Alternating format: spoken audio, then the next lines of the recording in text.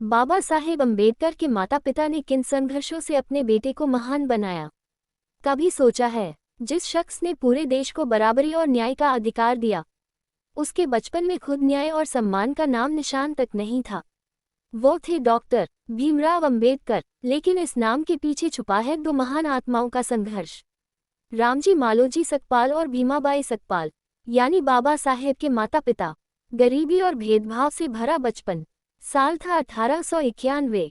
मध्य प्रदेश के छोटे से गांव महू में एक दलित परिवार में जन्म हुआ। परिवार गरीब था, पर सबसे बड़ी बात वो अस्पृश्य कहलाते थे। स्कूल में बाबा साहेब को कुर्सी तक नहीं दी जाती थी, जमीन पर बैठाया जाता था। प्यास लगती तो कोई पानी तक नहीं देता। माँ भीमाबाई कई बार खुद अपने हाथों से पानी का बर्तन लेकर स्कूल जाती। लेकिन ऊंच नीच की दीवारें उनके जज्बे से भी ऊंची थीं। उन दिनों में शिक्षा लेना एक पाप माना जाता था अगर तुम निचली जाति से थे। पर उनके पिता रामजी सकपाल एक सैनिक होकर भी एक सपने के सिपाही थे।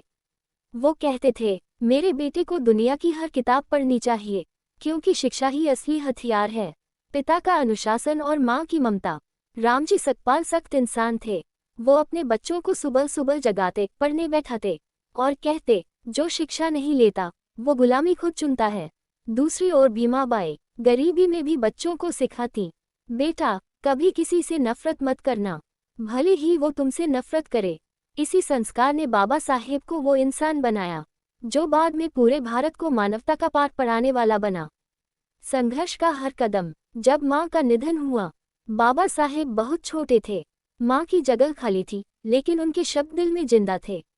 पिता ने अकेले बच्चों को पाला, उन्हें स्कूल भेजा, संस्कार दिए, हौसला दिया।